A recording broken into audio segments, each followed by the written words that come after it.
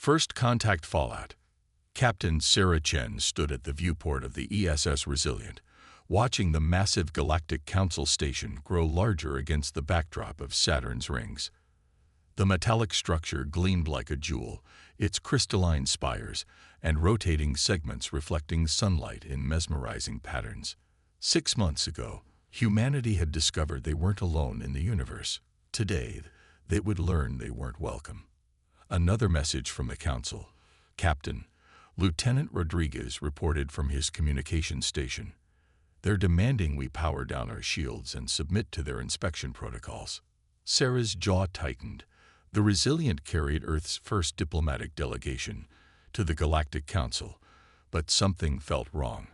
Their sensors had detected weapons powering up across the station's surface the moment they dropped out of FTL. Maintain shields at current levels, she ordered. Remind them we're here by invitation. The Council's response came swiftly. A shimmer of energy rippled across the station's surface, and suddenly the Resilient sensors screamed warnings. They were being scanned by technologies far beyond their understanding. Captain, the science officer's voice cracked with alarm. They're not just scanning our ship. They're scanning us, our bodies, our cellular structure. Before Sarah could respond, the Council's next transmission filled the bridge. The alien voice seemed to vibrate with barely contained horror. Your species, your impossible, your genetic structure, your cellular repair mechanisms, your neural pathways, your abominations. Sarah's diplomatic training warred with her military instincts. Council representative, I assure you we mean no harm. Humanity simply wishes to join the galactic community. Join? The alien's voice rose several octaves. Your kind should have never evolved. Your planet should have killed you millennia ago. Instead, it made you into this. The science officer's console erupted with new alerts. Captain, they're charging weapons, multiple targeting locks. Sarah's decision took less than a heartbeat. All hands, battle stations. Rodriguez, send an emergency burst transmission to Earth. Tell them. She paused, choosing her words carefully. Tell them first contact has gone precisely as we prepared for. The Resilience shields flared as the first salvos from the station struck home. But the Council was about to learn something crucial about humanity. Earth had never sent an unprepared ship into space. Return fire, Sarah ordered calmly. Targeted strikes only. Show them what Earth's impossible technology can do. The Resilient's main weapons, railguns accelerating projectiles to relativistic speeds, tore through the station's supposedly superior shields like tissue paper. The Council had grown complacent with their energy weapons and plasma cannons. They'd forgotten the devastating simplicity of kinetic impacts. Multiple ships launching from the station, Tactical reported. Their weapons are charging. Sarah allowed herself a grim smile. Deploy the drones. Hundreds of small autonomous craft erupted from the Resilience launch bays. The Council's ships, expecting simple missiles, found themselves engaged with AI-driven platforms that adapted to their attack patterns in real time. Earth might be new to interstellar travel, but they've been preparing for space warfare since the Cold War. Council vessels are breaking formation, Rodriguez announced. They're retreating. Keep them in sensor range, but do not pursue, Sarah ordered. And get me a damage report on that station. The Council had made a critical error. They'd assumed humanity's primitive technology meant they were harmless. They'd forgotten that evolution on a death world meant surviving against impossible odds was humanity's specialty. As the Council ships fled, Sarah opened a channel to the damaged station. This is Captain Chen of the ESS Resilient. We came in peace, and we still prefer peace. But if you force war upon us, remember this moment. Remember what one Earth ship did to your station. Remember that we have thousands more. The silence that followed was deafening. Finally, a new voice responded, older, wiser perhaps. Captain Chen, this is High Counselor Vexrith. Perhaps we should restart these negotiations. with appropriate respect this time. Sarah nodded to herself. Agreed, counselor. But first, I suggest you review Earth's historical records. Pay special attention to the concept of mutually assured destruction. It might help you understand why attacking us would be inadvisable. As the adrenaline of battle faded, Sarah reflected on humanity's first real interaction with galactic civilization. They'd wanted to join as equals, but the Council's fear had forced their hand. Now they'd join as something else, a power to be reckoned with. The Council had tried to judge humanity by their technology level, by their brief time in space, by their primitive methods. They should have judged them by their survival against a planet that should have killed them. They should have judged them by their ability to turn simple physics into devastating weapons. They should have judged them by their determination to survive. The Galactic Council had made a grave mistake. They'd assumed humanity would bow to superior technology. Instead, they'd learned that humans had spent their entire existence overcoming superior forces. Evolution had crafted them into survivors, innovators, and warriors. Earth wasn't joining the galactic community as supplicants. They were joining as equals, whether the Council liked it or not. And if the Council chose war instead of peace, they'd learn why Earth was classified as a death world, not because of its environment, but because of what that environment had created: humanity. The human advantage. News of the Resilience encounter spread through the galaxy like wildfire. Within days, Earth's quantum communication networks intercepted thousands of alien transmissions discussing the Death Worlders who had humbled the Council's finest station. But while the Council's military command plotted revenge, others saw opportunity. Admiral James Chen watched the alien ship materialize in lunar orbit with a mixture of caution and curiosity. His daughter Sarah's encounter had changed the galaxy's political landscape, and now the first defectors were arriving. "They're hailing us," his communications officer reported. Audio and visual. The alien that appeared on the main screen looked nothing like the Council species they'd encountered so far. Its crystalline body structure caught and refracted light, creating rainbow patterns across the bridge. "I am Navigator Prisma of the Free Worlds Alliance," it announced. "We've come seeking partnership with humanity."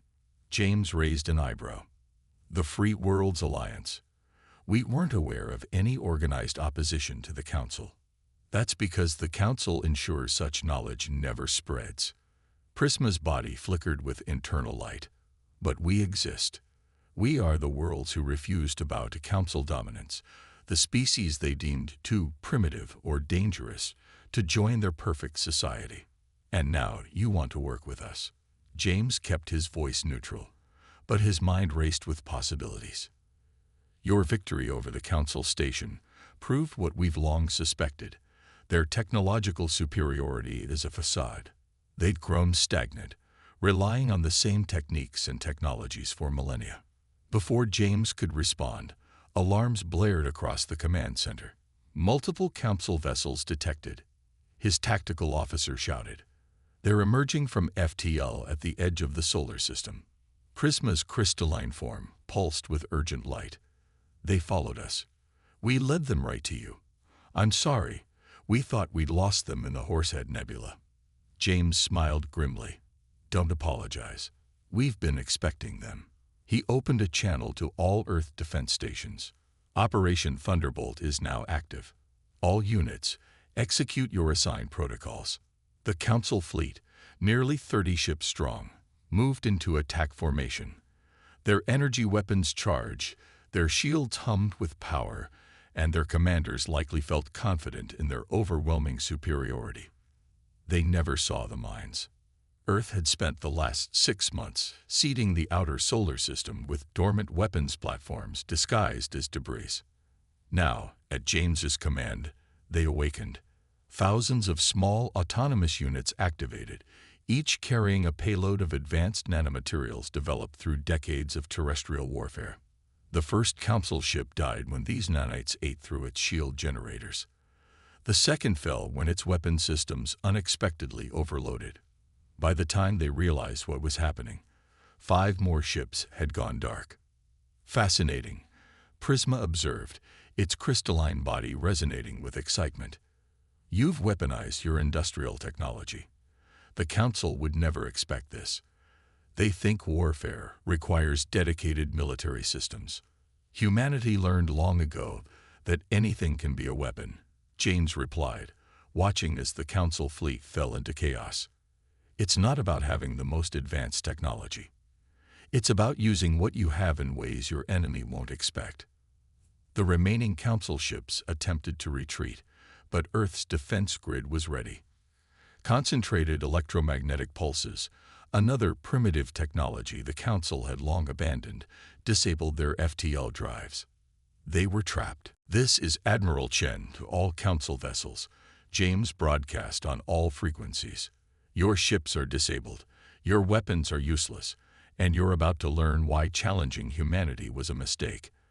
However, we're willing to accept your surrender." The response came quickly. One by one, the Council ships powered down their remaining systems.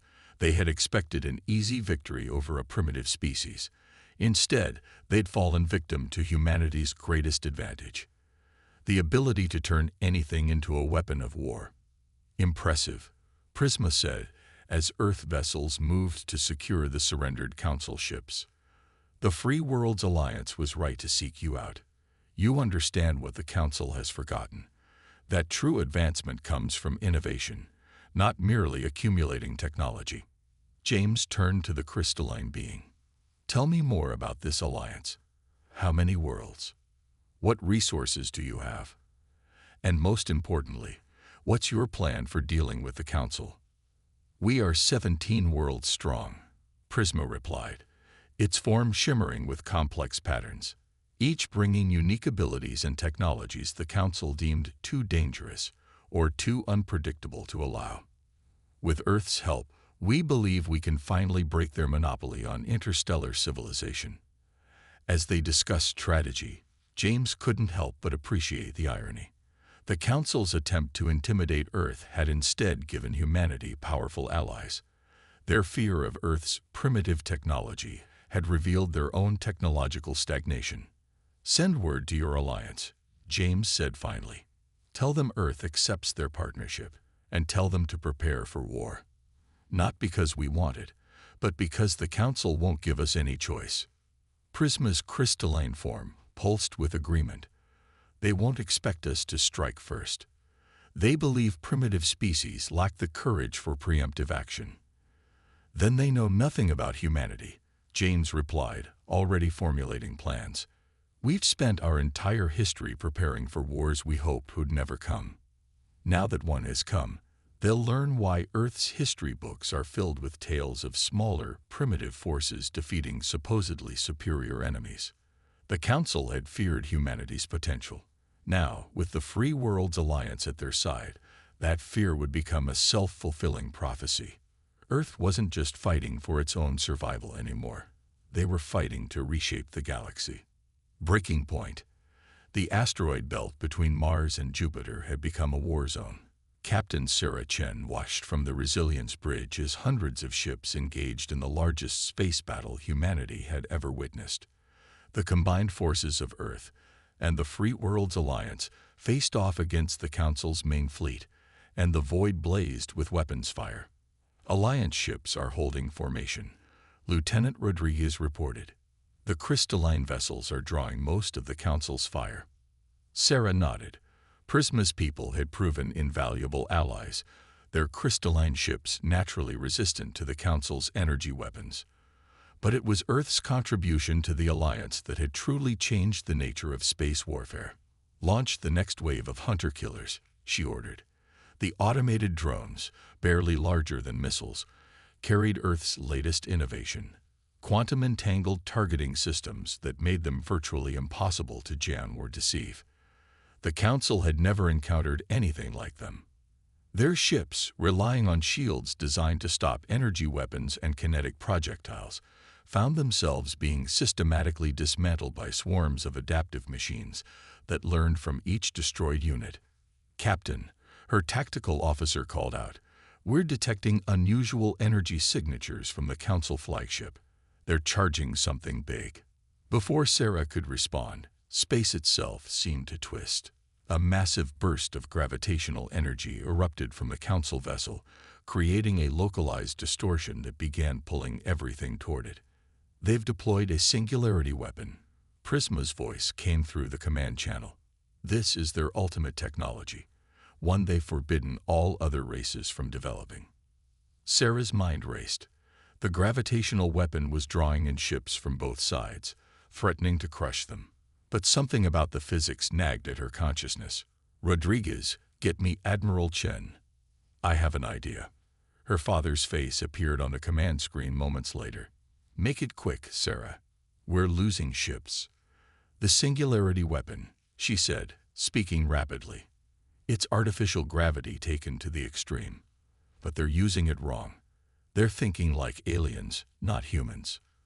Understanding dawned in her father's eyes. "They're using it as a weapon of mass destruction.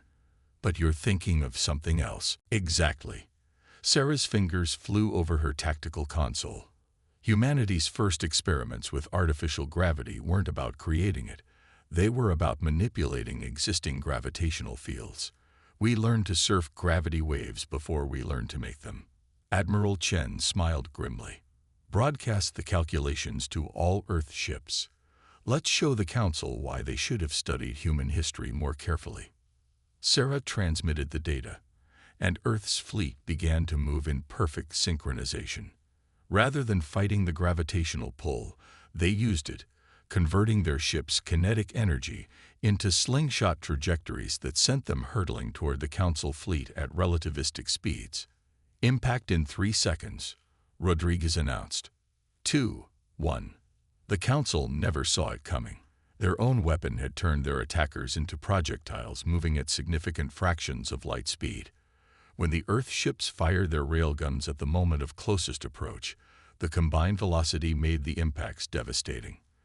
The Council flagship's singularity weapon overloaded and collapsed in on itself. The massive ship cracked apart, its broken spine venting atmosphere and crew into the void. Around it, the Council fleet fell into disarray. Alliance ships are reporting Council vessels attempting to retreat, Rodriguez reported, unable to keep the excitement from his voice. "They're running." But Sarah had noticed something else. "Look at their formation. The way they're breaking apart. That's not just retreat. That's mutiny." She was right. Even as they watched, Council ships began firing on each other. The gravitational weapon's failure had broken more than their military strength. It had shattered their aura of technological invincibility. "This is High Commander Vexrith to all vessels," a familiar voice broadcast on all frequencies. "The Council's rule is ended. Too long have we suppressed innovation in the name of stability. Too long have we feared what we did not understand." Sarah remembered that voice from her first encounter at the Council station. The old alien had learned from that mistake, it seemed. "To the humans and the Free Worlds Alliance," Vexrith continued, "we surrender. But more than that, we wish to learn. You've shown us that true strength lies not in hoarding advanced technology, but in the creativity to use what you have in ways no one expects." The battle zone fell silent as the remaining Council ships powered down their weapons. Sarah exchanged looks with her bridge crew, seeing her own mix of relief and wariness reflected in their faces. "Captain," Rodriguez said softly, "incoming transmission from Earth Command. They're asking for your recommendation on how to proceed." Sarah took a deep breath, weighing humanity's first real victory in interstellar warfare. They had won not through overwhelming force or superior technology, but through the uniquely human trait of turning an enemy's strength against them. "Tell them to accept the surrender," she said finally. "But with conditions. The Council's technological monopoly ends today. All races, all worlds, will have the right to develop as they see fit. And Earth will help ensure that right is protected." As the message was relayed, Sarah watched the battlefield through her viewport. Humanity had entered the galactic stage as apparent primitives, only to prove that true advancement came not from the technology you possessed, but from how you used it. The Council had feared humanity's potential. In trying to suppress it, they had instead unleashed it on the galaxy. Now, the stars themselves would have to adapt to humanity's presence among them. Counterstrike. The Council's civil war had left deep scars across the galaxy. While High Commander Vexrith and his reformist faction had surrendered, the Hardliners had retreated to their core worlds, taking with them the most dangerous weapons in the Council's arsenal. Admiral James Chen stood in Earth's new Combined Command Center, studying the holographic map of known space with his alien counterparts. They'd fortified the Centauri Reach. Prisma observed, its crystalline form refracting tactical data in complex patterns. Our intelligence suggests they're constructing something massive, something that requires nearly 40% of their remaining fleet to guard, Sarah added. She'd been promoted to fleet commander after the Battle of the Asteroid Belt, her tactical innovations now legendary among both human and alien forces. Whatever it is, we can't let them complete it, James said firmly. But a direct assault would be costly. Their defensive line is too strong. Perhaps, a new voice interjected, we should consider a more human approach. Vexrith entered the command center, his 4 eyes blinking in sequence. The former council leader had proven an invaluable ally, his intimate knowledge of council psychology helping shape their strategy. You have something in mind? Sarah asked, recognizing the tone in the alien's voice. The Hardliners believe in their technological superiority above all else, Vexrith explained. Even now, they think their defeat was merely a tactical error, not a fundamental flaw in their approach. We can use that. James smiled slowly. You're suggesting we let them think they're winning. More than that, Sarah caught on quickly. We show them exactly what they expect to see. Primitive species relying on brute force and simple weapons. The plan took shape quickly. Earth's fleet would launch an apparently straightforward assault on the Hardliners' defensive line. The Free Worlds Alliance would deploy their most visibly impressive, but technically simple ships. Everything would look exactly like what the Council extremists expected from lesser species. But that would just be the surface operation. Hunter Team, you are cleared for Phase 1. Sarah's voice crackled through quantum-encrypted channels. She watched from the resilient, especially modified stealth ships, their hulls covered in metamaterials that bent light and sensor readings around them, slipped through the chaos of the main battle. The Hardliners' defensive fleet responded exactly as expected, moving to engage the obvious threat while ignoring the impossible, ships that their sensors said couldn't exist. Human technological development had taken a different path than the Council's, focusing on manipulation of fundamental forces rather than brute power generation. Multiple contacts approaching from Vector 317, Rodriguez reported from his tactical station. They're launching their new weapon. The massive construction they detected finally revealed itself, a planet killer designed to crack worlds from orbit. The Hardliners had built their ultimate expression of technological superiority, a weapon that could theoretically end any resistance with a single strike. Right on schedule, Sarah murmured. All Hunter teams. Execute Phase 2. The stealth ships, now deep inside the Hardliners' formation, activated their primary weapons. But they didn't fire conventional munitions or energy beams. Instead, they released clouds of specially engineered nanites, another technology the Council had abandoned as primitive centuries ago. The nanites spread through the Hardliners' ships like a virus, but they weren't destructive. Instead, they began rewriting the quantum communication networks that linked the Council vessels together. False sensor data flowed through compromised systems. Commands were subtly altered. And most importantly, the massive planet killer began receiving conflicting instructions from its own control systems. Their formation is breaking down, Prisma reported, its crystalline surface pulsing with excitement. Their ships are losing coordination. Now, James ordered, show them why humanity never abandoned electronic warfare. The final phase began. Every human ship activated powerful electromagnetic pulse generators, technically simple devices that the Council had long since deemed obsolete. But combined with the nanite infiltration and the confusion of battle, they proved devastating. Council ships began shutting down, their over-refined technology, unable to handle the crude but effective assault. The Planet Killer, its control systems thoroughly compromised, went into emergency shutdown before it could fire a single shot. "This is Fleet Commander Chen to all hardliner vessels," Sarah broadcast on all frequencies. "Your super weapon is disabled. Your fleet is in chaos. And you've just learned why making assumptions about primitive technology is a dangerous mistake." The response came from multiple council ships simultaneously, their crews having witnessed the complete failure of their supposedly superior systems. Ship after ship signaled surrender, their commanders finally understanding that they had been defeated not by brute force, but by the very technologies they had dismissed as beneath them. "A most elegant solution," Vexrith observed as the last hardliner ships powered down their weapons. They expected a direct confrontation, a test of technological superiority. Instead, they were defeated by what they considered technological inferiors. "That's always been humanity's advantage," James replied, watching as Alliance ships moved to secure the surrendered fleet.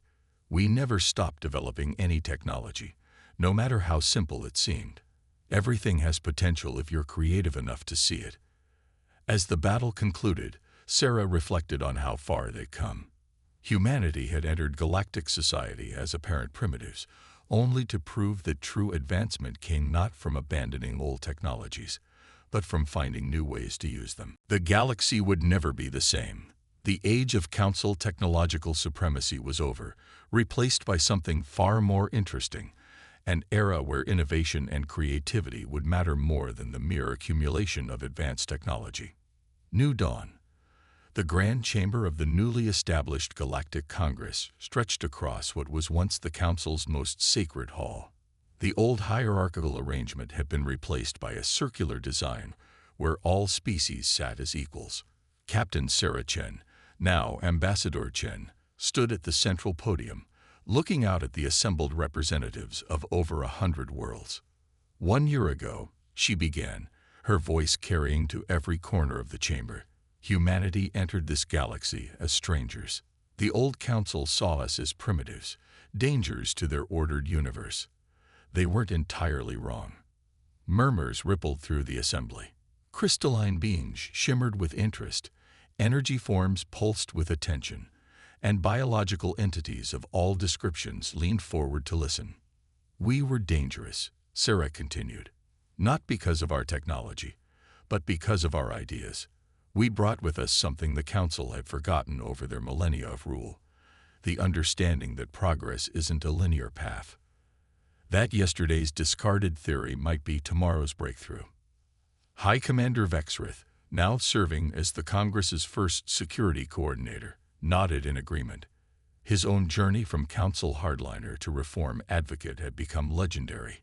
"Look around you," Sarah gestured to the chamber. "See how many worlds have joined us since the Council's fall. Not just the 17 of the old Free Worlds Alliance, but dozens more. Worlds that were once deemed too primitive, too aggressive, or too unpredictable to join galactic society." On one of the upper tiers, Prisma's crystalline form caught the light. The Free Worlds Alliance's decision to merge with the new Congress had been unanimous. They had seen in humanity kindred spirits, innovators who refused to be bound by conventional thinking. "But we're not here to simply celebrate victory." Sarah's tone grew serious. "We're here to build something new. The Council's greatest mistake wasn't their technology. It was their belief that there was only one correct path of development, one right way to advance." She activated the chamber's holographic system. Above the assembly, images appeared. Earth ships working alongside crystalline vessels to clear space debris, human medical techniques being combined with alien healing technologies, and most importantly, schools where species from across the galaxy learned from each other. "This is our real victory," Sarah said softly. "Not the battles we won, but the future we're creating. A galaxy where no species is considered primitive, where no technology is dismissed as obsolete, where innovation comes from collaboration rather than competition." Admiral Chen, watching from Earth's section, felt pride not just as a father, but as a human being. Their species had done more than survive first contact. They had helped reshape the galaxy itself. The old council feared change, Sarah continued. They feared the unpredictable, the innovative, the different. But life itself is change. Evolution, whether biological or technological, doesn't follow a preset path. It explores, it adapts, it finds new ways forward. She paused, looking at each section of the chamber in turn. That's what humanity brought to the galaxy. Not superior technology or tactical genius, but a reminder that true strength lies in diversity, in being willing to learn from everyone, try anything, and never assume that your way is the only way. The chamber erupted in approval. Species that would have never interacted under council rule were now working together, sharing ideas, and creating technologies that neither could have developed alone. And so, Sarah raised her voice over the sounds of agreement. I propose our first official act as the Galactic Congress. Let us establish the Technological Exchange Initiative. Every world, regardless of their development level, will have access to a database of shared knowledge. But more importantly, they'll have the freedom to develop that knowledge in their own way. Vexrith stood, his 4 eyes bright with emotion. To think, we once feared this. We thought allowing lesser species access to advanced technology would lead to chaos. Instead, it has led to innovations we never imagined. Because technology isn't just about advancement, Sarah replied. It's about understanding. Every species, every world, brings their own perspective, their own way of seeing the universe. When we combine those perspectives, we achieve things no single approach could manage. The vote was unanimous. The new Galactic Congress would not merely replace the old council, it would fundamentally change how species interacted. No more artificial hierarchies, no more suppression of innovation, no more fear of the different. As the session concluded, Sarah found herself standing with her father and Prisma, looking out at the galaxy through the chamber's vast viewport. Did you ever imagine this? Admiral Chen asked. When you first faced down that council station? Sarah shook her head. I was just trying to keep Earth safe. But looking back, maybe this was inevitable. Humanity never could resist pushing boundaries, questioning assumptions, finding new ways forward. You've changed the galaxy, Prisma observed, its crystalline form reflecting the starlight. Not through conquest or technological superiority, but by reminding us all that there's always another way to solve a problem. Sarah smiled. The galaxy had feared humanity's potential for chaos, for disruption of the established order. Instead, they had brought something the galaxy desperately needed, the reminder that progress comes not from following a single path, but from exploring every possibility. The stars seemed brighter somehow, as if they too were celebrating the dawn of a new era. An era where no species would be dismissed as primitive, where no idea would be rejected simply because it was different, and where the combined creativity of 1,000 worlds would take them all to heights the old council never dreamed possible.